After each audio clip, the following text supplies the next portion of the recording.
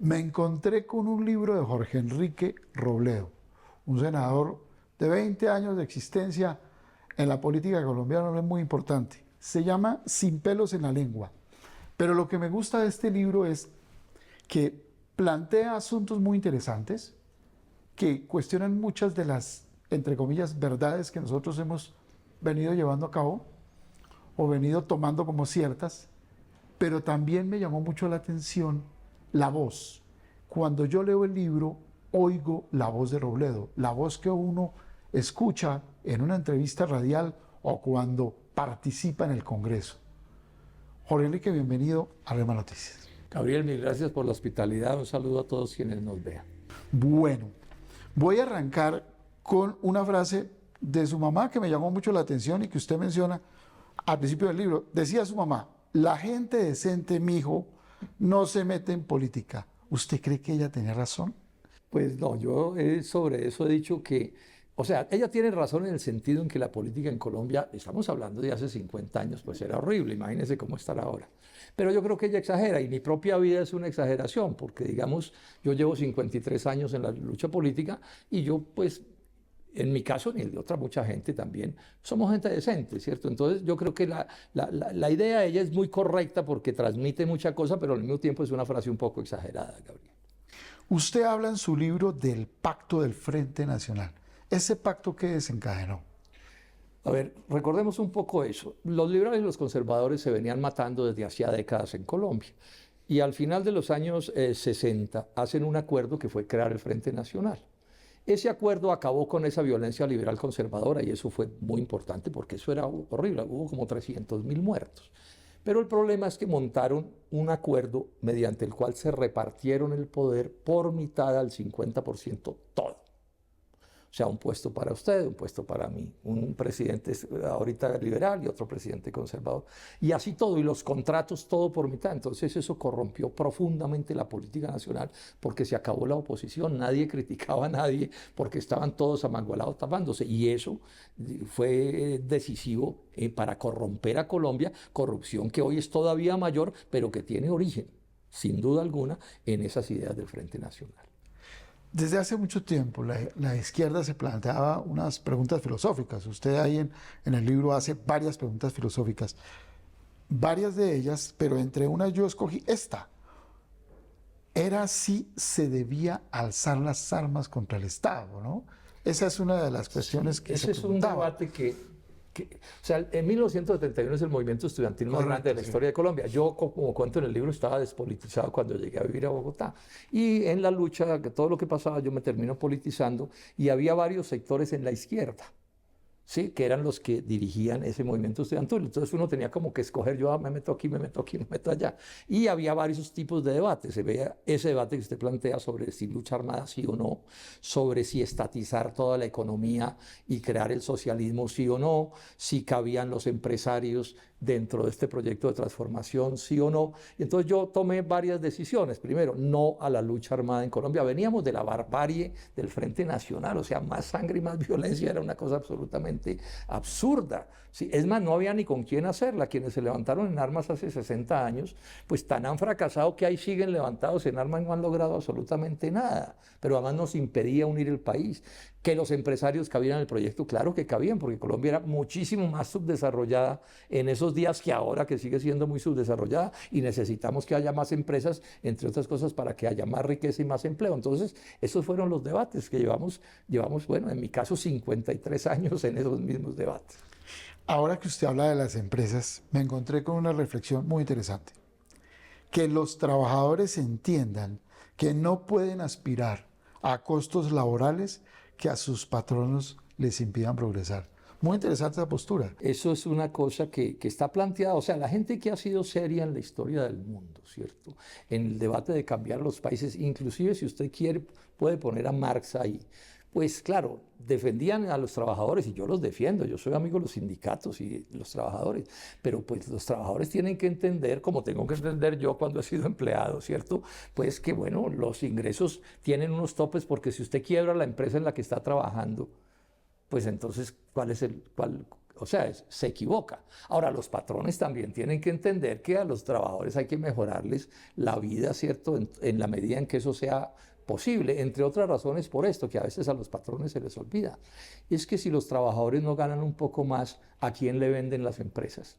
O sea, si usted es fabricante de camisas y los trabajadores ganan muy poco, ¿a quién le venden las camisas? Entonces, hay que generar una lógica simbiótica, o sea, que ganen las empresas, ganen los patrones, los empresarios y ganen también los trabajadores. Eso no es fácil, pero de eso se trata este asunto y eso es lo que yo al final propongo. Un acuerdo nacional en el que prospere Colombia en su conjunto. ¿Sí? Que es lo que ha sucedido en otros países del mundo que van mucho más adelante de lo que vamos nosotros en asuntos de desarrollo. Leyendo, me encontré y fui a la Constitución del 91. Uno tiene un muy buen concepto de la Constitución del 91, pero usted ahí hace unos planteamientos que me llamaron la atención porque usted de alguna manera dice, no es tan así. Esa visión me gustaría mucho que la ahondáramos, porque usted la ve totalmente distinta. El sector político en el que yo estaba pues todos estos años, fue tal vez el único sector político que se opuso a la Constitución del 91, ¿sí? Entonces aquí como se creó un consenso, todo el mundo de acuerdo con la Constitución del 91, el establecimiento, los de la oposición, la izquierda, la derecha y todo, pues entonces eso lo han embellecido de tal manera, pues si nadie la critica, pero unos cuantos, entre esos nosotros criticamos varios aspectos de la Constitución del 91. El primer aspecto que hay que criticar es que esa es la adecuación del país a algo que hemos llamado el consenso de Washington. O sea, los TLCs, el libre comercio, las privatizaciones, todo lo que le ha hecho tanto daño a Colombia en los últimos años. Como eso, en esos días poco se hablaba y como esa constituyente no tuvo oposición, ahí metieron lo que quisieron. Por ejemplo, la ley 100 de salud, que es tan problemática, tiene origen ahí. Toda la reforma de servicios públicos, la ley 142, se puede hacer porque tiene esa constituyente. Pero además hay una cosa que se oculta mucho y está clarísimo. Yo ahí doy las citas exactas. La Constitución del 91, esa constituyente tiene origen en un golpe de Estado. Porque la Constitución Nacional era precisa en señalar que solo se podía cambiar la Constitución por un trámite en el Congreso de la República, no por constituyente. Usted me hizo leer el artículo 218 de la Constitución del 86 y es cierto. Claro. Porque el único que decidía ahí era el Congreso. En este caso no sucedió así, ¿no? Pero para poderlo hacer tuvieron que violar la Constitución. Fue un golpe de Estado. Yo cito ahí un personaje muy importante del gobierno de Virgilio Barco, que fue el primer promotor de esa constituyente, el que la armó, en el que dice, en las leyes de Colombia, una constituyente es un golpe de Estado. Y eso está probado hasta la saciedad. Virgilio Barco ensayó 3 veces antes de tener éxito en la 4ª vez, violando en 2 de esas veces la Constitución Nacional. E inicialmente la élite liberal conservadora del país, porque en esos días todos los partidos no se habían dividido tanto, se opusieron.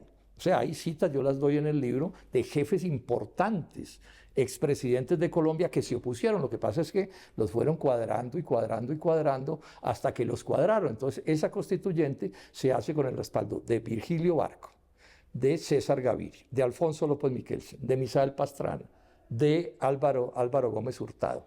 Y a última hora entró el M-19 y la UP, pero todo lo habían montado las élites de este país. Y estas otras fuerzas menores que llegaron ahí no fueron de las que decidieron nada, porque, repito, esa es la Constitución del libre comercio que tanto daño le ha hecho a este país. Ahora, otro elemento que tuvo que ver y que fue muy fuerte en la creación de esa Constitución, pues era la presión de Pablo Escobar, ¿no? Indudablemente porque él quería que se tumbara la extradición. Y entonces supimos de los secuestros de familias prestantes, de gente prestantes de las familias, y eso presionó mucho también, ¿no? Sí, esa es una de las debilidades incluso de lo aprobado en la Constitución, porque le dan gusto a Pablo Escobar en su posición contra la extradición. Eso es una cosa real, casi increíble realmente, pero terminó sucediendo. Ahora, la otra cosa que se menciona poco y yo menciono en el texto también es que las reformas, por ejemplo, las reformas sociales se quedaron más en bla, bla, bla que en cosas. En educación no hubo nada importante de verdad. Se mantuvieron en general todas las políticas en salud, etc. Es más, el gran cambio que se esperó, bueno, 30 años después yo les pregunto a los fervorosos partidarios de la Constitución, ¿dónde está el gran cambio? O sea, Colombia hoy está, si se quiere, igual o peor de cómo estábamos en 1990, eso hay que señalarlo con toda claridad. Ahora, ya que ha pasado tanta euforia, pues yo quisiera que pudiéramos hacer sobre esto un debate más tranquilo, que es lo que yo propongo en el texto. Bueno, yo digo eso, otros dicen otra cosa, bueno, vamos a argumentar y a dar razones, pero lo cierto es que eso no resultó como prometieron que iba a resultar. Repito, ahí están los resultados llenos de violencia, de pobreza, de desempleo, de quiebra del aparato productivo, de pérdida de la soberanía nacional. O sea que la constituyente no resolvió nada. Me encontré con una frase de Reagan que usted menciona. Una frase. Dice, el Estado es el problema y no una parte de la solución.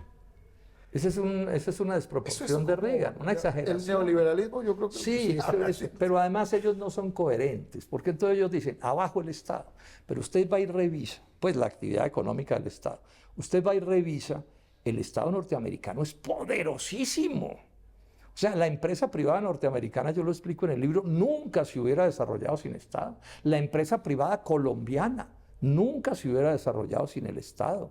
Lo mismo sucede en la Unión Europea en todas partes. Ahora, esos respaldos del Estado en países capitalistas, del Estado a la empresa privada, eso no es socialismo, ni es estatizar la economía, ni comunismo, ni nada. Eso tiene un nombre preciso, se llama capitalismo de Estado, que es que el Estado actuando para ayudarle a la economía del respectivo país. Lo que pasa es que sobre esto hay muchas manipulaciones, y en Colombia especialmente, porque como han querido envenenar a la gente, no hacer un debate civilizado, sino envenenarlo. Usted es el diablo, no, el diablo es usted, y entonces es exagerando todas las cosas, pero esto se puede demostrar de todas las maneras. Las grandes, yo lo cito ahí, cito a algún profesor norteamericano que dice cómo una parte muy grande de la industria norteamericana ni siquiera existiría sin los gastos del Pentágono. Eso es una cosa que es historia patria y que es sabida. ¿Cómo fue? Pasemos ahora a la cosa política. ¿Cómo fue el enfrentamiento de Gustavo Petro con Carlos Gaviria? Sí, esa es una de las cosas más lamentables de la historia de Gustavo Petro. Nosotros hacemos una super campaña electoral en el 2006 con Carlos Gaviria, que venía a ser un magistrado importantísimo y querido por todo el mundo, ¿cierto? Muy avanzada, admirable. Muy avanzado. Entonces él le gana la consulta que hicimos en el Polo a Antonio Navarro. Antonio Navarro cumplió el compromiso y tuvimos un resultado sobresaliente. Carlos Gaviria en las elecciones del 2006 le ganó a Horacio Serpa. O sea, Carlos Gaviria se proyectaba como el... Más de 2 millones de votos. Claro, nunca la izquierda había sacado tantos votos, sacamos como el 23% del total de los votos. O sea, Carlos se proyectaba como el supercandidato, porque ya no iba a ser contra Uribe, sino con el que pusiera Uribe, como el supercandidato del 2010. Y Petro, que es de unas ambiciones desproporcionadas y de unos arribismos escandalosos y que no es capaz de entender cosas elementales, se le atravesó a Carlos Gaviria, que él tenía que ser el candidato, y se le atravesó de mala manera diciendo cosas inaceptables. Bueno, se hizo consulta en el Polo, Petro nos gana y nosotros, con Carlos Gaviria a la cabeza, le cumplimos a Petro y le hicimos la campaña presidencial. El resultado fue catastrófico. Sacó mucho menos de la mitad de los votos que sacó Carlos Gaviria y terminó ganando Juan Manuel Santos. El Polo se declara en oposición a Juan Manuel Santos, que venía a ser el ministro de Defensa de Uribe. Nos declaramos en oposición el lunes siguiente de las votaciones. Y el martes sale Petro y le anuncia a Colombia que él no acepta esa posición, que el Polo tiene que hacer un acuerdo con Juan Manuel Santos para gobernar con Juan Manuel Santos y que lo tenemos que nombrar presidente del partido. Entonces le dijimos, pero hombre, duramos 2 meses hablando y al final nos tocó llevar eso a votación del comité ejecutivo y le pegamos la derrotada del siglo. Y en vez de decir, bueno, listo, yo me someto a la democracia interna del partido, revienta el partido, lo divide profundamente, se va con su gente del Polo y se dedica a decir mentiras y a decir que era que el Polo él se había salido del Polo porque el Polo se le había entregado a los hermanos Moreno. Y resulta que mientras Gustavo Petro fue candidato a la presidencia, nadie respaldó más en Colombia, con recursos de todo tipo, nadie lo respaldó más que los hermanos Moreno, o sea que hasta en eso faltaba la verdad. Entonces yo desde ese día dije, pues a mí nadie me traiciona más de una vez, Gabriel, ¿cierto? Porque además después, a los 4 años, Petro vuelve y le hace la campaña a Juan Manuel Santos, que tenía en ese momento de aliado a la vicepresidencia a Germán Vargas Lleras. O sea, un error garrafal de Gustavo Petro, que el país tiene derecho a conocer. Y está pues muy explicado con todos los detalles y todas las pruebas en el texto. A lo largo del libro, usted habla de la riqueza por habitante en Colombia. Varias veces usted da la cifra. y dice, esta riqueza llega a $6.657, que obviamente pues, es ínfima pues, comparado con otros países. Y además usted ahí también se adentra en las causas del subdesarrollo de este país, ¿no?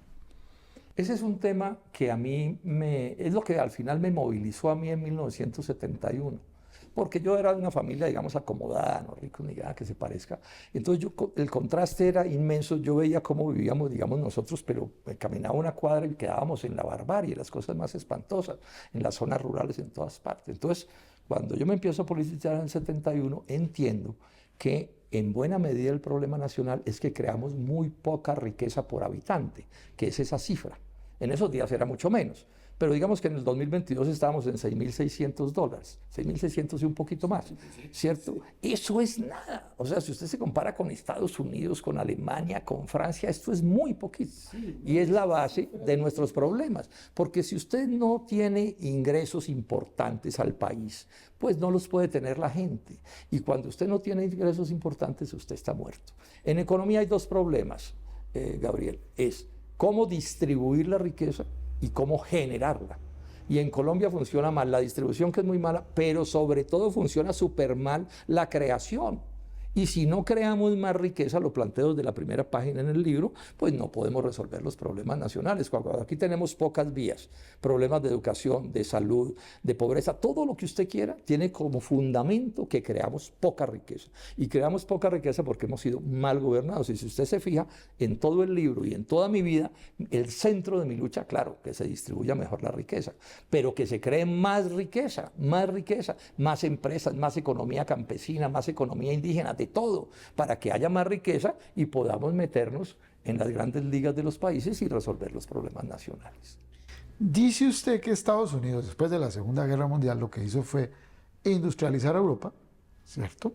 Y a nosotros, los latinoamericanos, nos sometieron al subdesarrollo, ¿no? Así es. Que ellos más o menos Recordemos un poquito de eso, Gabriel. El único país que ganó de verdad, por goleada, como se dice, la Segunda Guerra Mundial fue Estados Unidos. Sí, claro. Porque no cayó una bomba en el territorio norteamericano y ellos vendieron, la mitad de las armas de esa guerra las vendieron los fabricantes norteamericanos respaldados por el Estado. Ahí sí que hubo subsidios del Estado a esas compañías. Entonces, cuando termina la guerra, Estados Unidos tiene ocupado militarmente, toda Europa está ocupada por Estados Unidos con militares. Está ocupado el Japón. Está ocupado todo el sudeste asiático. Él controlaba el continente americano desde mucho antes. Entonces decide, bueno, yo organizo el mundo. Creó la ONU, creó el Fondo Monetario Internacional, creó todos los grandes poderes. Y la decisión que tomó, yo lo demuestro en el libro, es que iba a desarrollar unos cuantos países según sus conveniencias. Entonces, en Asia decidió desarrollar a Japón y a Corea del Sur, que fueran tapón contra la Unión Soviética. ¿Cierto? En América decidió desarrollarse Estados Unidos y Canadá.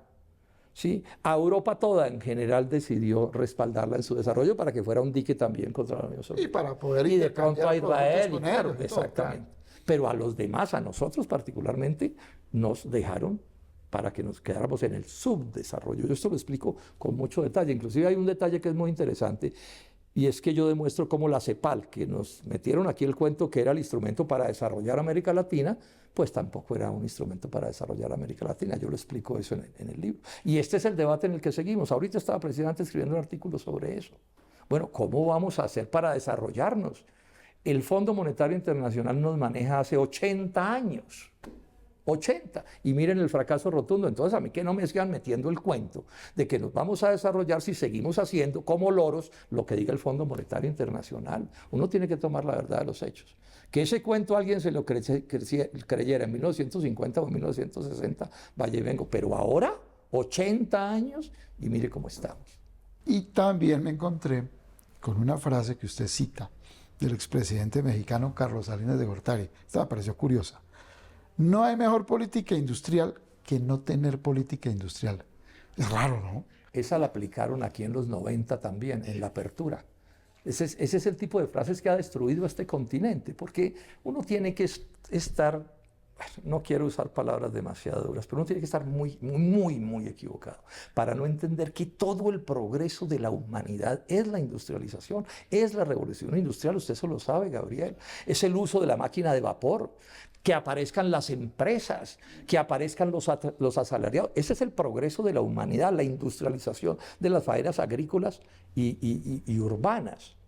Y eso se ha logrado porque los países han respaldado la industrialización con todo. O sea, el milagro coreano, el milagro japonés, el milagro norteamericano, el milagro inglés, todos es el Estado detrás ayudando y ayudando a que se desarrollen, a que crezca la riqueza. Entonces, cuando un presidente de México sale y dice, no hay mejor política industrial que no tener política industrial. Y eso lo han copiado en Colombia en todo este tiempo. Y esa fue la gran consigna del neoliberalismo y del libre comercio. Eso es absolutamente absurdo. Es que el neoliberalismo se nos volvió como una enfermedad, como un virus que le cayó a un poco de gente. Claro, don Carlos Salinas vive como un príncipe, entonces a él no le afecta que México no se desarrolle como debería ser. Volvamos a la política. ¿A usted no le parece que la izquierda se da muy duro con la izquierda? Yo me aterro que, digamos, uno ve que los liberales y los conservadores llegan a acuerdos, otros, en general como que se dan duro, pero terminan como reconciliándose o terminan, sí, por lo menos más de amigos o convenientemente de amigos, si se quiere. Pero lo digo es porque, digamos, usted mismo en el libro es muy duro con Petro y dice, es notorio verlo actuar con autoritarismo y como si fuera un mesías. Digamos, es una posición suya, eso es su opinión, sí, pero es dura, ¿no? Sí, o sea, es que la verdad pues suele ser, o sea, si uno quiere decir verdad, tiene que estar dispuesto a decir cosas que suenen duras o parezcan duras o que sean duras, pero definitivamente yo les pregunto, inclusive les pregunto a los petristas, ¿la actitud de Petro no es autoritaria?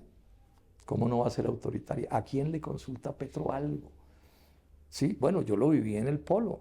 Hizo lo que se le dio la gana en el Polo, una actitud completamente autoritaria. Pero además es normal que haya debates también entre la izquierda y entre la derecha. En todas partes hay debates. Pero se dan muy duro.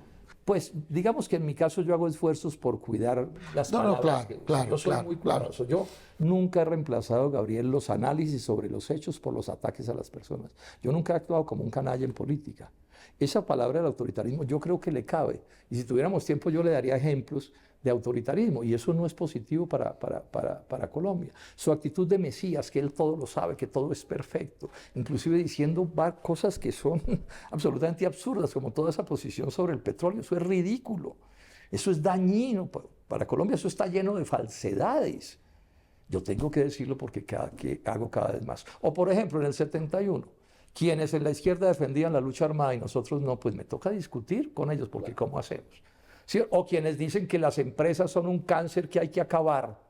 Yo, pues, ¿cómo puedo estar de acuerdo con esa persona? Así diga que es que él quiere mucho a los trabajadores. Bueno, pero es que una manera de querer a los trabajadores es entender que se necesitan empresas. Ahora también se necesita el negocio del indígena y bueno, los pequeños negocios también, por supuesto, pero sustituir las empresas no es posible. Ahora, que esas empresas paguen los impuestos que deben pagar, que no se maltrate a los trabajadores, que la escala salarial sea una escala democrática, todo eso también es verdad, que cuiden el ambiente, pero entonces cuando yo oigo a alguien desenfocado en esto, como oigo a Petro, pues me toca decir, pues yo no estoy de acuerdo, porque ¿qué más hago? Sí. Una frase que usted menciona sobre Petro dice, ni siquiera intentó construir una gran alianza con el objetivo de crear más trabajo y más riqueza en la industria, en el agro y en general en sectores de la economía. Ese es un hecho. Robinson, el premio Nobel de Economía, que conoce bastante a Colombia porque él es casado con colombiana y ha venido mucho aquí, entre las cosas que dice, acabo de leer en una entrevista, dice, no, es que Petro no tiene ningún plan. Entonces, si uno lo mira, en el tema de la creación de riqueza, que es el centro de mi debate de toda la vida, Petro no tiene una política de creación de riqueza. Lo único que tenía era renegociar los TLCs. Y él se posesiona el 7 de agosto y el miércoles siguiente dice que no los va a renegociar. Y si hay algo dañino contra el desarrollo de Colombia, contra crear más riqueza, son los TLCs. Y lo otro que ha planteado él, que son cosas, usted lo mira en las leyes, son asuntos de distribución de riqueza, que yo no digo que no se puedan plantear, pensiones es distribución de riquezas, salud es distribuir riquezas, reforma laboral es distribuir riquezas. Entonces, cuando Petro no entiende que tenemos un capitalismo de $6.600 y que ningún problema social de Colombia se puede resolver así, ni así se le puede dar empleo a los trabajadores, ni así pueden prosperar los campesinos ni los indígenas, cuando él no entiende eso, pues a mi juicio no entiende nada. No entiende nada, no entiende nada de economía. O bueno, o sí entiende y se hace el loco, y hay ciertos poderes globales que él no quiere tocar, que es lo que yo creo que al final le sucede. Yo lo veo cada vez más cercano al Fondo Monetario Internacional, a la Casa Blanca, diciendo cosas absurdas. O sea, para él el problema principal de la humanidad no es la pobreza y el hambre del subdesarrollo, sino que es el cambio climático, que es un problema y que tenemos que atenderlo. Pero aquí el problema principal del mundo es el hambre, la pobreza. Es más, no tenemos ni siquiera los recursos para atender el cambio climático, porque es que eso también es con plata, ¿cierto? Eso también es con desarrollo. Usted dice que la reforma tributaria es neoliberal. ¿Por qué? Porque está planteada por el Fondo Monetario Internacional. Entonces, si usted se fija, voy a explicarlo. Entonces, si usted se fija, entonces, digamos, a la cúpula de las personas naturales las toca suavemente. O sea, los ricos de verdad de Colombia. Sí los toca, pero suavemente. Le pega un golpe más grande. En ese sector de la clase media, llamemos, se lo pega a la clase media, pues que está bien, digamos, pero que no son los grandes poderes. La otra parte grande de esa reforma fue una reforma contra Ecopetrol, la tributaria, ¿cierto?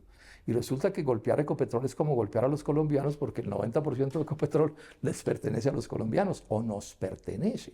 Entonces, ese no fue un golpe, ese fue un golpe contra el colombiano del común y contra una empresa que es importantísima. Lo que pasa es que él la odia, pero esa es una empresa pilar de la economía. Eso se llama neoliberalismo también. Y con el cuento de la comida saludable, le metieron más de 2 billones de pesos en impuestos a la comida de los más pobres. Eso es neoliberalismo puro. ¿Por qué? Ah, bueno, y sumémosle otra cosa que no es parte de la reforma tributaria, pero ahí está. El incremento del precio del ACPM es encarecerle a los pobres los pasajes de los buses y es encarecerles la comida y el vestuario y todo. Y eso es neoliberalismo también, eso se llama Fondo Monetario Internacional, que es un fondo al cual yo me he venido oponiendo toda la vida y que en la izquierda eso era lo normal.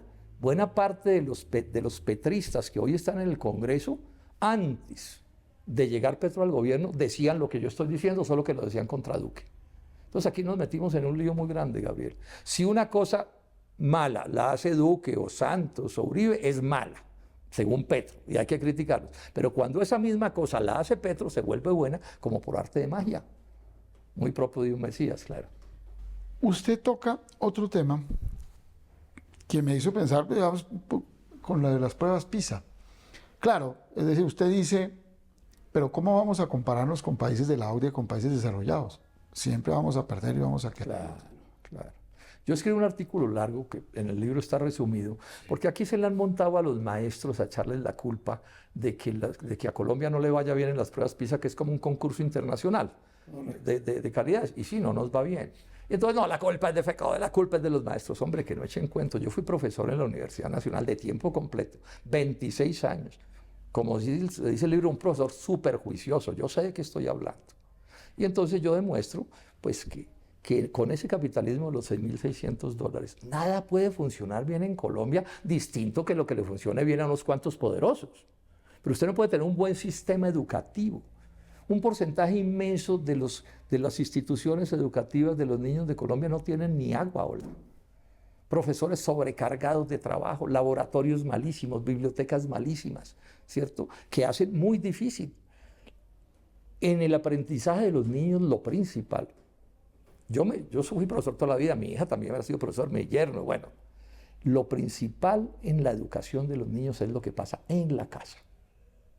A mí me tocó, eso no se me va a olvidar nunca, una vez en la casa de un campesino en Caldas, pedí un lápiz con un papel y usted no sabe el problema que se armó. No había en la casa de ese campesino, y eran unos campesinos bien despiertos esos, no había un lápiz y un papel. Entonces venirle a exigir a los profesores de Colombia, ¿cierto? Que sean los supermanes, a compararnos con Singapur, sí, que tiene un ingreso casi de $100.000 por habitante. Eso no es serio. Entonces yo escribí un artículo en la Patria de los que escribo, rechazando eso, y en el libro lo digo. Ahora, no quiere decir que no haya errores aquí, cosas que hay que corregir, eso es otro problema. Pero uno tiene que saber cómo se enfoca. ¿Son iguales las universidades privadas de 30 millones de pesos el semestre que las de 1 millón? ¿Pueden ser iguales? Mentira. Como no puede ser igual un corrientazo de 3.000 o 5.000 pesos que un almuerzo de 150.000.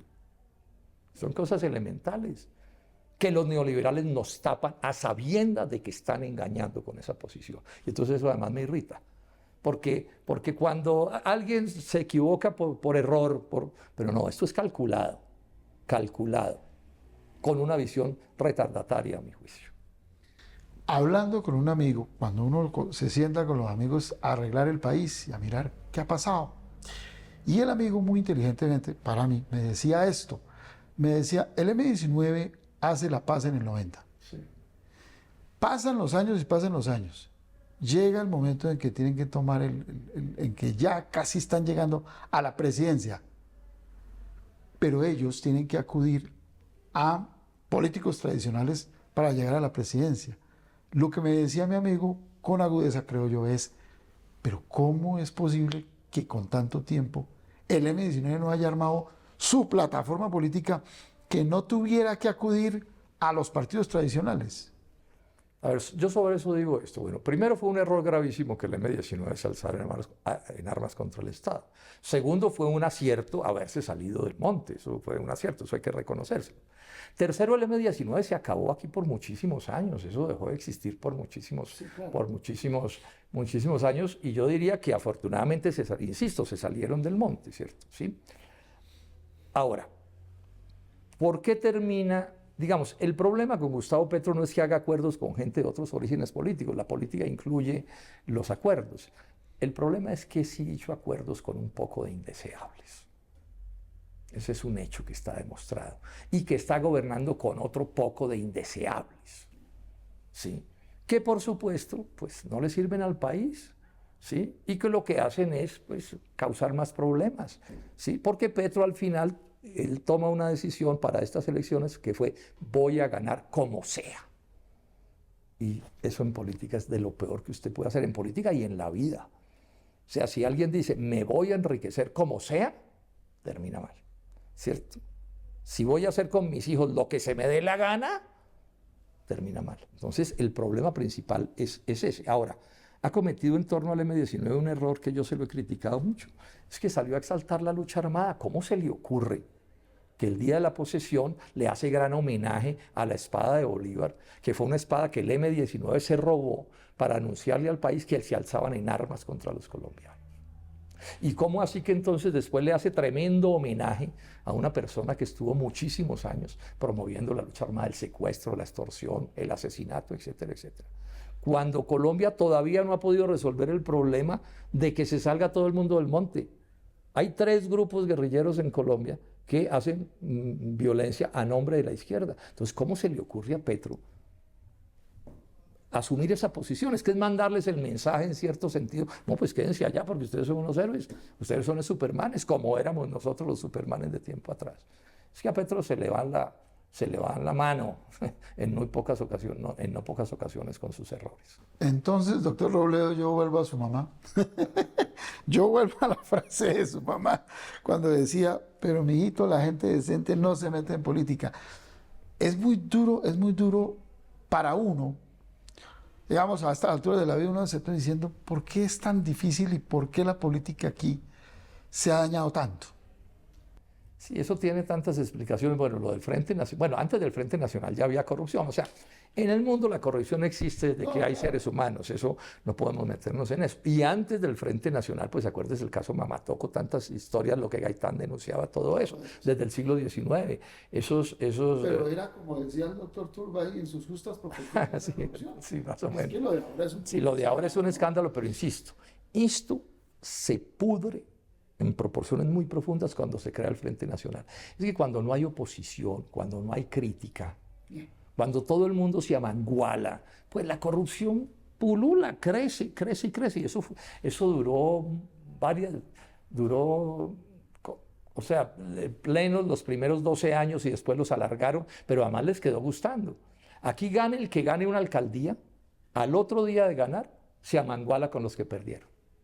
Porque llegó la hora del reparto de la marrana presupuestal, del botín burocrático. Así funciona y así está gobernando, así está haciendo las mayorías que hace Petro en la Cámara y el Senado. Cuando las logra hacer, es primero porque le baja lo suficiente a sus ideas para que los otros se las aprueben. Pero además es con mermelada. No se le olvide la acusación tan grave que hay. Eso lo tendrían que aclarar los jueces, pero hay la acusación de que se robaron miles de millones de pesos para que el presidente del Senado y de la Cámara se compraran los votos de los congresistas para que les aprobaran leyes a Petro. Eso yo no lo había oído en mi vida. Una cosa de tanta gravedad como la que hemos oído. Vamos a ver qué van a terminar diciendo los jueces, que son los que toman las decisiones, ¿cierto? Pero el hecho es muy grave. O sea, que la Fiscalía esté sobre eso ya es de una gravedad inaudita. Y no me sorprendería que hubiera sucedido. Porque cuando usted en la vida toma la decisión de que gano porque gano, que es la decisión de vida de Petro, me rodeo con el que sea. No tengo escrúpulos para nada. No es raro que termine mal. Doctor Robledo, muchas gracias por haber estado en Red Noticias. Gabriel, lo quiero saludar y agradecerle su entrevista. Le cuento que es la primera entrevista que me hacen así de preparada. Muchísimas gracias.